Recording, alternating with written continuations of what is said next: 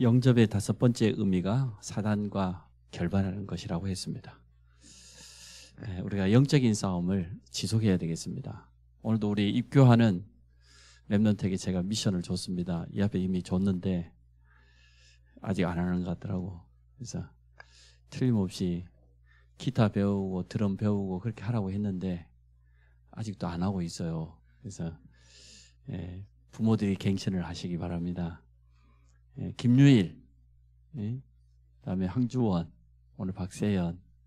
그래서 세연이는 드럼을 배우겠다고 했고 또 우리 주원이는 기타를 배우겠다고 했습니다. 내가 안 되면 기타 사줄 테니까 배우라고 했습니다. 그래서 우리 서강호 집사님이 우리 청소년들 후대 일꾼들을 잘 키워주시기 바라고, 또 우리 김현애 전사님은 자라나는 후대들 좀 키보드든 피아노든 잘할 수 있도록 좀 도와주시기 바랍니다. 우리 교회가 좀 삭막해요. 부모들이 너무 오직 복음 외에는 아무것도 눈에 안 보여가지고 뭐 피아노도 안 가르쳐, 너무 복음적이라 애들 좀 싫다 그러면 안 해. 다 싫지. 좋은 사람이 얼마나 있겠어요. 그 지속하는 것도 영적 싸움입니다.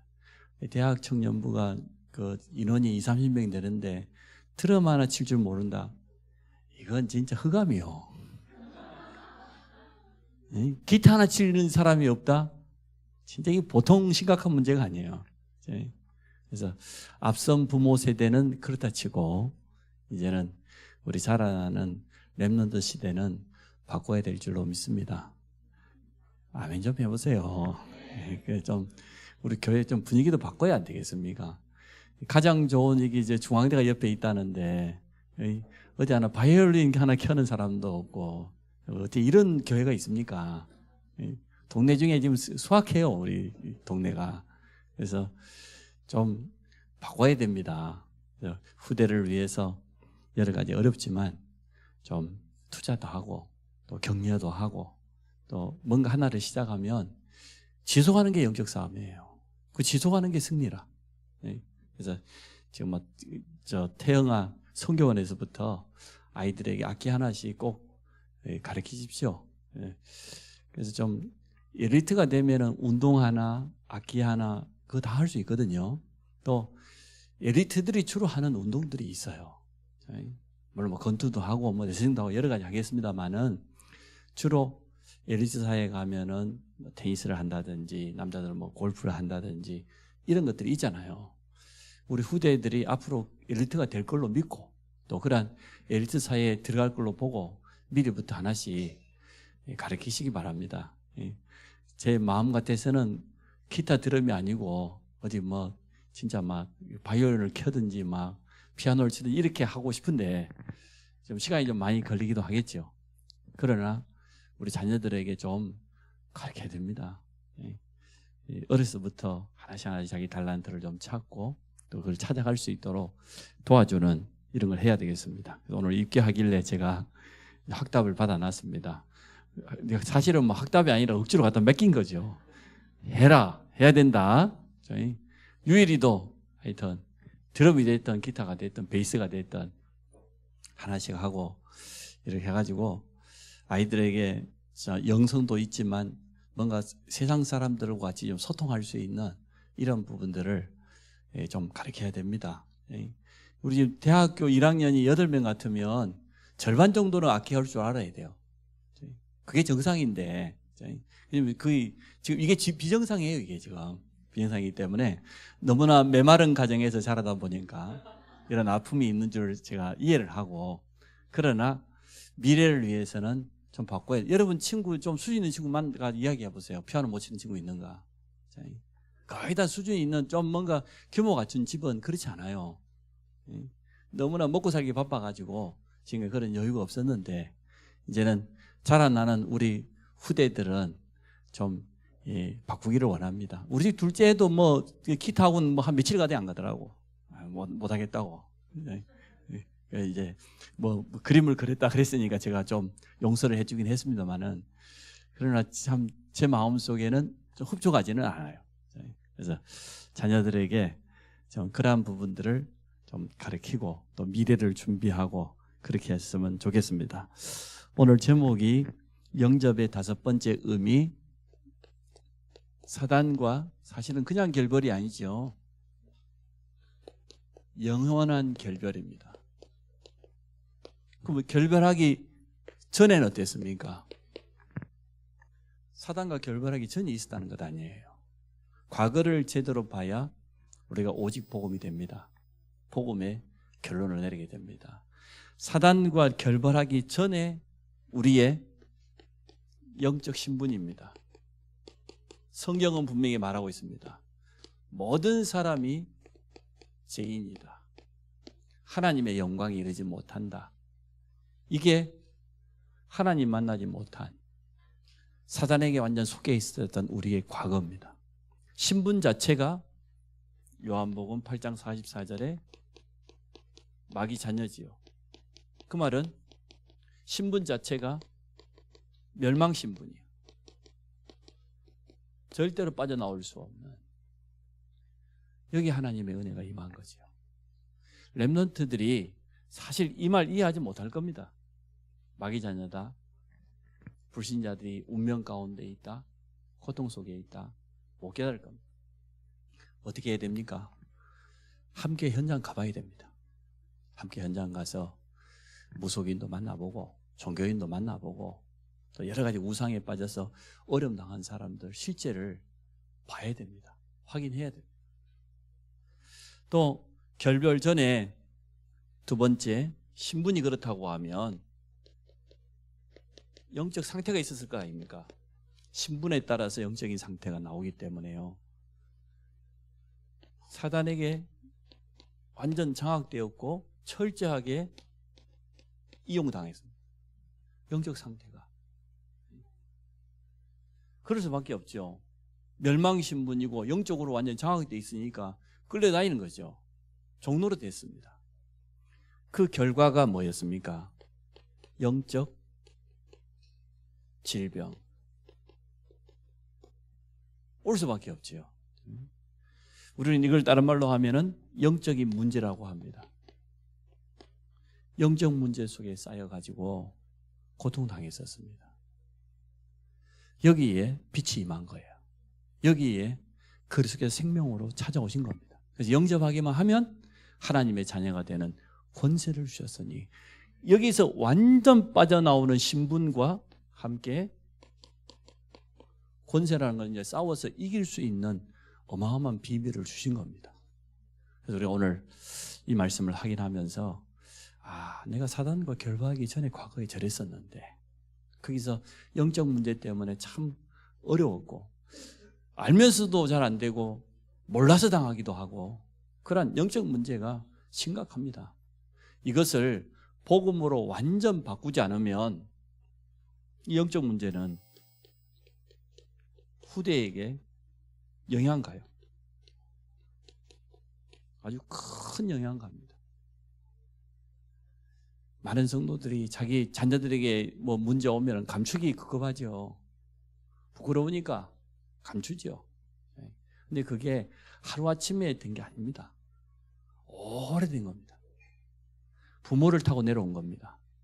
조상을 타고 내려온 겁니다. 어렸을 때부터 잘못된 것이 계속 각인되고 영향을 받다가 그렇게 드러난 거예요. 오늘 눈앞에 드러나는 오늘만이 문제가 아니라는 겁니다. 하루아침에 되어진 것이 아니기 때문에 하루아침에 치유 안 되는 거예요. 뿌리를 뽑을 때까지 우리 영적 싸움을 해야 됩니다.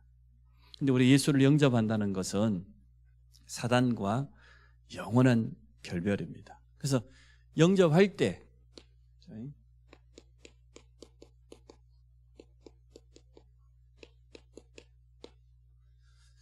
묶여 있었던 모든 것에서 빠져나오게 되지요. 창세기 3장 우리 인생의 근본 문제는 어디로부터 시작되었습니까? 이 사단이요. 마귀입니다. 인간이 행복한 것을 싫어한대. 맞죠? 사단은 지금도 그래요. 우리에게 하나님께서 하나님의 형상을 주신 목적은 다른 것이 있는 게 아니라 우리가 우리의 모양대로 사람을, 성삼위 하나님의 최고의 걸작품이 인간입니다. 영적 존재인 인간이 하나님과 함께할 때 누리는 그 축복과 지혜와 능력은 완전합니다. 에덴의 축복은 전혀 부족함이 없었습니다. 이걸 사단은 싫어한다니까요. 방해하죠, 끝까지. 그래서 하나님과 맺었던 행위 언약, 창세기 2장 17절, 선악과를 통하여서 언약을 맺은 거지요. 아브라함이 불신자 아비멜렉 왕하고 이렇게 이 계약을 맺었는데, 그 시대의 계약은 그렇습니다. 큰 짐승을 반으로 쪼갭니다. 예를 들어서 황소를 잡아놓고 황소를 반으로 딱 가르는 거예요. 반쪽으로 딱 열어놓고 그 절반 사이를 계약을 맺는 두 사람이 함께 손을 잡고 걸어가는 거예요. 그게 계약이에요. 뭐 계약을 어기면 어찌 된다고? 죽는다는 거예요. 쉽게 말하면. 그렇게 철저하게 계약을 맺었어요. 구약시대의 언약을 체결하는 방법이 그거였습니다. 이게 사실은 하나님이 먹지 말라, 먹으면 정령 반드시 죽으리라, 맞잖아요. 그러니까 언약을 맺을 때마다 짐승 사이를 갈라놓고 두 사람이 지나갔다니까요. 이 짐승을 봐라, 우리는 이런 언약이다. 지금 죽고 사는 것이다. 먹으면 반드시 죽으리라. 그게 하나님이 주신 언약이었습니다. 그 언약을 놓쳐버린 거죠. 모든 인간은 근본 문제 속에 묶여 있습니다. 창세기 3장에. 로마서 5장 12절에 말해요. 한 사람으로 말미암아 죄가 들어왔다고 그랬어요. 아담 한 사람이 범죄한 것은 인류의 대표입니다. 그게 하나님의 법입니다. 그리고 죄로 말미암아 사망에 이른다. 한 사람으로 말미암아. 아담이 선악과를 먹었는데 나하고 무슨 상관이, 이렇게 말하는데 그건 사람이 생각하는 관점이고 하나님의 법은 그렇지 않습니다. 그 결과로 모든 인간에게는 해결할 수 없는 고통과 불행이 시작되었습니다. 이거 하나를 우리가 몰랐습니다. 과거에. 저는 진짜 모르겠더라고요. 교회를 그토록 다니는데 예수님이 십자가에서 내 죄를 해결해. 내 죄가 뭔데? 내 죄를 정확히 이야기해주고 해결했다고 말해. 십자가에서 내 죄를 다 용서하시고 부활했다는데, 내가 우리 친구 집이 여자친구 집인데 딸기밭이 있었어요. 근데 마을에서 다행히 마을 바로 붙어 있는 게 아니라 마을에서 한 언덕 하나를 넘어가야 되는, 마을에서 안 보이는 그런 밭이요. 얼마나 좋습니까? 야, 그래 이제 낮에는 못 가죠. 못 갑니다. 사람들이 그 다음 말이 있기 때문에 사람들 지나다니니까 농사 짓고 그러니까 못 갑니다. 근데 밤이 되기를 저는 막 애타게 기다리죠. 딸기는 올라온 걸 봤단 말이에요. 소목일 아침에 가보니까 옆에 지나가다 보니까 딸기가 빨개. 나 좀 따달라고 막 얼마나 그러는지. 이래가지고 밤 되고 완전 어두워졌을 때 뭐 흐르실 필요 없어요. 다 하는 길인데, 날마다 다니는 길인데 가가지고 그냥 익었더니 안 익었더니 몽땅 따갖고 안 익은 것까지. 이야, 저희 집에서 그 선창 그 뱃머리라고 그러거든요. 30분에 한 번씩 배가 다녔어요. 아침 6시부터 밤 9시, 10시까지 끊임없이 다녀요. 인구가 많으니까. 3,000명 인구가 들락날락 하면 얼마나 많겠어요.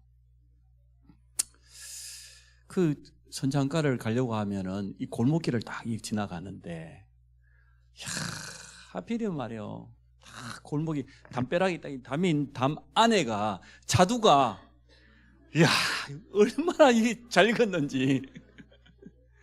사람을 참 유혹하는 방법도 가지가지라. 이게 또 담벼락 근처에 있어. 내가 담 위에 올라가서 손만 뻗으면, 이제 사람들 보니까 안 돼요. 비 오는 날 우산을 쓰고 또 갖다 안 먹었네. 제가 그래서 야, 예수님이 내 죄를 해결했다는데 내가 뭐 친구 딸기밭 훔친 건가 말이에요. 보통 사람들 죄라고 하면 그렇게 생각하잖아요. 거짓말하고 사기치고 남의 것 빼앗고 폭행하고 범죄자들 주로 그렇게 생각하지 않습니까? 하다 못해 뭐 거짓말하면 뭐 코가 뭐 길어진다고도 하고 막 별의별 소리 다 두고 이걸 모르니까 이걸 설명해 주고 예수님이 십자가에서 내 모든 죄를 해결돼. 그러면 이해가 될 건데 목사님은 자꾸 해결하네. 뭘 해결하는 거 도대체? 응? 아니 도대체 부활절만 다가오면 금식하라는데 한 주간 동안 그 아침 금식하고 저 회개하라 그래요. 그 뭘 회개했습니까? 이러면 과거에. 나 진짜 별의별 걸 다 회개하긴 했습니다만은 진짜 근본 문제를 제대로 알려주지 않고 그리스도께서 모든 문제 해결자다 말이 안 되지. 그러면 지금 여기 앉아있는 우리 랩런트들이 근본 문제 그러면 느끼겠습니까? 내가 하나님 떠난 죄인이었다. 영적으로 죽어 있었다. 사단에게 장악되는 그것보다 아니 태어나 보니까 내 집사 아들이던데 이렇게 알지. 그러니까 랩런트들이 정말 이걸 실제로 느끼고 체험하려고 현장 가는 수밖에 없어요. 현장 가지 않으면 절대 못 느낍니다. 주일이면 엄마 아빠 차 타고 교회 가지. 가면은 뭐 주일 학교 지내야지. 하루 종일 교회 성도들하고 어울리지. 나머지 평일하는 거 치고 똑같이 게임하고 돌아다니고 그러지 뭐. 사실 못 느껴요. 그래서 절실하게 느끼기가 너무 어렵습니다. 그래서 우리가 랩런트들하고 현장 가야 됩니다. 현장에 가서 보여주고 또 같이 체험도 하고 복음도 전하고 이런 훈련이 꼭 필요합니다. 그래서 주일학교 우리 전문사역자 교사들이 힘을 내시기 바랍니다. 자, 두 번째, 사단은 죽음의 세력 잡은 자. 창세기 3장에 인간의 근본 문제를 가야 되는 장본일 뿐만 아니라 죽음의 세력 잡은 자라고 되어 있어요. 히브리서에 직접 설명했죠. 설명을 참 잘해놨어요. 인간의 삶을 지옥으로 몰아갑니다. 마태복음 25장 마지막에 심판날 되어지면 오른편에 있는 자들 구원받을 자, 왼편에 있는 자들 향해서 뭐라고 합니까? 분명히 성경은 말하고 있습니다. 옆편에 있는 자들아, 마귀와 그 자녀를 위하여 하나님께서 예비한 영원한 불지옥으로, 영원한 형벌 가운데로, 영원한 생명이기도 하지만 반대로 영원한 벌이에요. 이 속에 지옥이 있겠냐? 가봐야 아는 거 아니에요. 가보면 이미 늦어요. 누가복음 16장에 어리석은 부자 안 봤습니까? 하나님의 말씀에 있다고 했습니다. 많은 사람이 내세에 대해서 부인하는데 하나님의 말씀에는 틀림없이 있다고 했어요. 그 하나님의 말씀이 지금까지 성취 안 된 게 있냐? 거짓된 게 있냐? 단 하나도 없어요. 그렇다고 하면 당연히 미래된 것 아닙니까? 아니 구약 창세기 1장부터 지금까지 하나님의 예언하신 거 약속하신 말씀이 단 하나 1.1도 변함없이 성취되었습니다. 그럼 미래에 성취될 것도 약속된 것도 미래됩니까? 안 미래됩니까? 당연히 미래야지. 인간에게 죽는 생각과 죽이는 생각을 가져다 줍니다. 미워하고 서로 거의 사람 죽이는 건데 상대방에 대한 시기하고 말이에요. 마음속에 분노 이런 거 막 가득 담고 죽음의 세력을 잡은 자를 예수 그리스도의 죽음을 통해서 이겨버렸다고 했는데 틀림없이 흑암세력은 이렇습니다. 우리가 봐도 완전 멸망 세력이에요. 가족 관계를 완전 무너뜨려버리고 저주 가운데로 해요. 인간을 한평생 동안 사단에게 종노릇하게 만듭니다. 죽기를 두려워하여 일평생 종노릇 한다고 히브리서 2장 15절에 되어 있죠. 완전 영적인 노예입니다.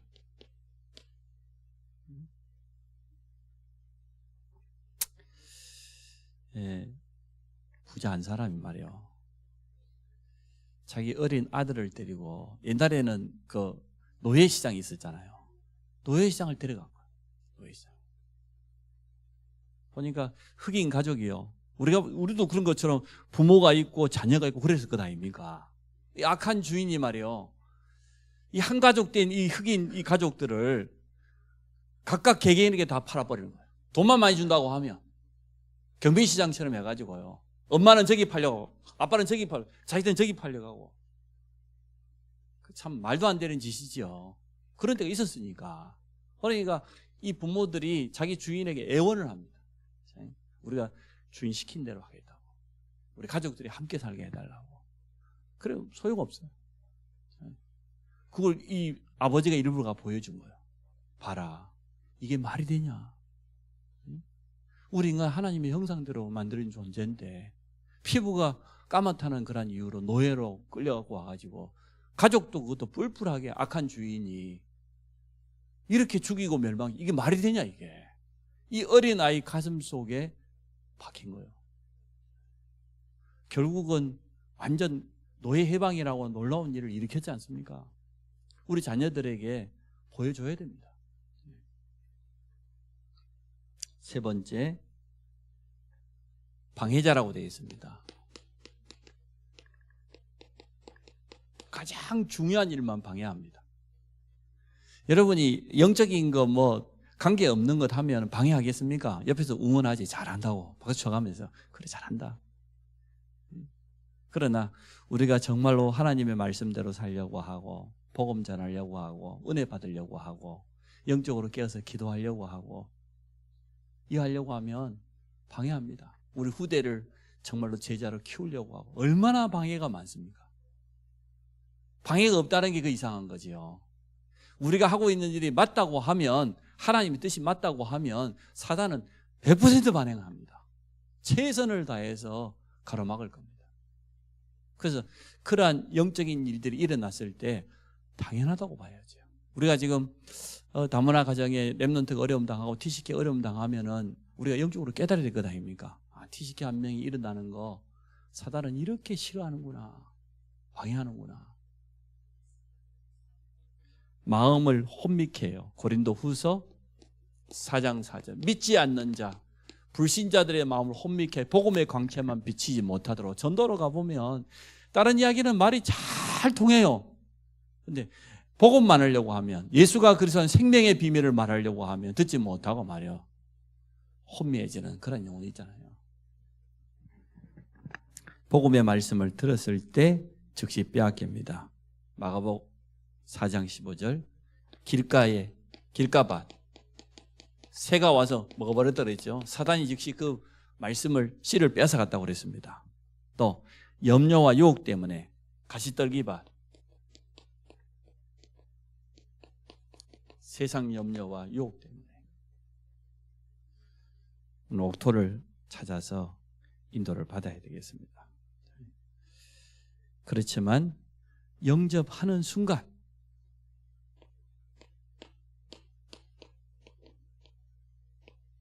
완전히 빠져나와 버린 거죠. 신분이 완전히 바뀌어져 버린 거죠. 그것도 영원히 바뀌어버려요. 영접하는 순간 사단의 권세에서 벗어나게 됩니다. 사도행전 26장 18절에 바울이 변론하는 그런 내용이죠. 간증하는 내용입니다. 비록 내가 묶여서 끌려왔지만 정말 예수 그리스도가 누구냐, 날마다 영접 기도를 통하여서 흔들림 없는 반석 위에 서야 되겠습니다. 우리 조상들이 광야를 지나가지 않았냐, 사막길을. 마시는 물이 없어가지고 생수가 없어가지고 원망하는데 그때 여호와 하나님이 모세에게 뭐라고 했냐, 반석을 쳐라. 반석을. 반석에서 뭐가 나와요? 생수가 나와요. 근데 이 반석이 누구냐? 예수 그리스도 아니냐. 이 반석 위에 내 교회를 세우리니. 반석 대신 그리스도 위에 우리의 믿음이 서야 될 줄로 믿습니다. 이제 반석같이 우리만 베드로를 보고 봐요. 바요나 시몬아, 네가 복이 있단 말이에요. 내 이름을 베드로라, 반석이다 말이에요. 그래서 우리가 영접하면 이렇게 되어집니다. 자, 두 번째, 세 가지 무기가 있다고 그랬어요. 세 가지 무기가 필요한 이유는 뭡니까? 영적 싸움이죠. 구원받은 그 순간 이제는 사단은 우리의 대적자가 되었습니다. 영적인 원수가 되었습니다. 우리의 싸움의 대상이 되었습니다. 그러니까 당연히 무기가 있어야지. 세 가지로 오늘 무기를 삼으라 해요. 첫째는 신앙 고백. 올바로 우리가 믿음 고백할 때 그때 흑암이 무릎 꿇어요. 우리가 믿음 고백하는 그 자체가 영적 싸움에 승리하는 겁니다. 예수 그리스도로 말미암아 구원받은 우리의 신분과 하나님의 말씀을 의지하여서 여러분이 날마다 신앙 고백하시기 바랍니다. 오늘 베드로전서 5장 7절, 8절, 9절을 보면 우리가 8절, 9절을 읽었지만 7절에 뭐라고 되어 있습니까? 염려를 주께 다 맡겨버리라. 이는 그가 너희를 돌보심이라. 우리가 믿음 고백하지 못하고 염려하고 불신앙하고 인간적인 대책 세우고 머리 굴리고 완전 속는 겁니다. 사단에게 완전 지는 거예요. 그게 사단의 완전한 통로입니다. 그런데 반대로 우리가 하나님이 내게 주신 약속의 말씀을 의지하여서 올바로 믿음 고백하게 되면 흑암은 무릎 꿇게 돼 있어요. 예, 믿음 고백할 때 사단이 떠나갑니다. 두 번째, 예수 이름이죠. 예, 모든 이름 위에 가장 뛰어난 이름이고 만물이 복종할 수밖에 없는 그 이름. 모든 입이 그 입을 열어가지고 주라고 시인할 수밖에 없는 그 이름. 그 이름 앞에 흑암은 무너집니다. 예수 그리스도 이름의 비밀을 제대로 알고 사용하면 안진뱅이는 생명이 살아나는 그런 축복을. 바울은 말이에요. 빌립보 가면 빌립보에서 말해요. 귀신들이 요즘 귀신이 떠나가는 그런 역사가 진짜 예수 이름을 알고 선포하면 이렇게 되어집니다. 그 이름으로 승리하시기 바랍니다. 또 70인이 누가복음 10장 10절에 뭐라고 했어요? 주님이 70인을 보내면서 뭐라고 합니까? 내 이름으로 가라. 그러면 내 이름으로 귀신이 떠나갈 것이다. 현장에 가면 모든 건 다 준비돼. 70인이 현장 갔다가 막 기뻐서 돌아와가지고 주의 이름 앞에 막 귀신도 항복하더이다. 주님이 너무 흥분하지 말고 그 너무 당연한 건데 너희 이름이 천국에 기록된 것으로 기뻐해라. 우리가 영원히 사단에서 결별된 거 이걸 기뻐해라. 현장에 막 귀신이 떠나오고 막 무당이 막 영접하고 막 눈물 콧물 흘리고 막 그러면 막 너무 흥분해가지고 막 그 보름도 안 가요. 그러나 내가 영원한 하나님의 자녀가 되었다는 이 신앙 고백과 그 이름의 비밀을 누리시기를 바랍니다. 말씀을 선포하면 누가복음 4장 36절에 들어있죠. 더러운 귀신이 도망갔다고 그랬어요. 정확한 복음의 말씀이죠. 그냥 말씀이 아니고. 말씀을 향해 입에서 뭐라 했습니까? 성령의 검, 곧 하나님의 말씀이니라. 우리의 무기지요. 성도가 가지고 있는 무기. 자꾸 말씀을 기록하고 또 암송하고 선포하고 그렇게 하시기 바랍니다. 이제 5주째네요. 제가 사람이 좋으니까 5주째까지는 봐주도록. 저도 한 주도 안 빠지고 다 기록했습니다. 근데 좋아요. 이 전부 다 복음 선구이기 때문에 기록하는 것도 좋고 그 기록된 걸 자꾸 읽어봐도 암송할 때도 좋고 얼마나 좋은지 모릅니다. 우리 대학생들이 시험 기간이라 그래서 내가 좀 한 주 더 양보를 하도록 그렇게 하겠습니다. 말씀을 꼭 기록하셔야 됩니다. 말씀이 성도의 무기입니다. 이 세 가지 무기를 가지고 대적해라. 야고보서 4장 7절에 뭐라 했습니까? 마귀를 대적하라. 그래야 하면 너희를 피하리라. 영적인 싸움을 싸우라는 거예요. 피하리라 그 말은 승리한다 그 말이죠. 더 이상 사단의 영향 아래 있지 않습니다. 이걸 기억하시기 바랍니다. 자, 이렇게 사단과 결별됐는데도 불구하고 오래된 영적 문제를 어떻게 해야 됩니까? 오래된 영적 문제 있거든요. 영접하는 순간 끝나냐? 아니요. 안 끝납니다. 안 끝나는 게 맞아요. 또 너무나 깊은 오래된 영적인 문제는 어떻게 해야 되냐? 가장 정상적인 치유를 해야 됩니다. 가장 정상적으로. 그래서 치유에 대해 5가지 말. 의사의 정확한 진단을 받아갖고 와라. 영적인 것뿐만 아니라 육신의 건강상의 문제가 있을 수도 있고, 자기 체질이 아플 수밖에 없는 체질 가진 사람도 있고, 병들 수밖에 없는 그런 환경 속에 있는 사람이 의사의 진단을 받아야지. 무조건 예수 믿으면 다 된다 그러면 말하면 됩니까? 진단을 정확하게 받아갖고 와라. 약의 도움도 받고 말이에요. 그렇게 하면서 우리가 생각하는 가장 정상적인 치유는 뭡니까? 구원받은 이 사람이 예배 속에서 하나님의 말씀을 지속적으로 받아야 됩니다. 다락방 양육을 통해서든 예배를 통해서든, 그리고 기도의 비밀 속에서 진짜 성령 충만을 체험해야 됩니다. 이게 정상적인 치유예요. 사역자가 그러면 여기에 도움을 줘야죠. 성령 충만을 지속할 수, 영적 문제가 심각한 사람이 이게 지속이 되겠습니까? 안 되거든요. 이 부분을, 특히 성령 충만을 지속할 수 있도록 돕는, 그게 바로 사역자의 가장 중요한 역할이라고 보면 돼요. 치유 사역자. 그럼 어떻게 하면 좋겠냐? 실제로 우리가 한번 생각해 보면 누구나 다 영적인 문제가 많이 드러나던 적에는 있으니까 24입니다. 실제는 24입니다. 24 하나님의 말씀을 어떤 사람은요 계속 들어야 되는 사람도 있어요. 자기 삶이 안 되고 시간 많은 사람은 24시간 들어야 됩니다. 그렇지 않다고 하면 시간 날 때마다 말씀을 계속 들어야 돼요. 진짜 24 기도 속으로 들어갈 수 있도록 도와줘야 됩니다. 이게 실제입니다. 한마디로 말하면 24란 말은 무슨 말입니까? 틈을 주지 마라. 그 말입니다.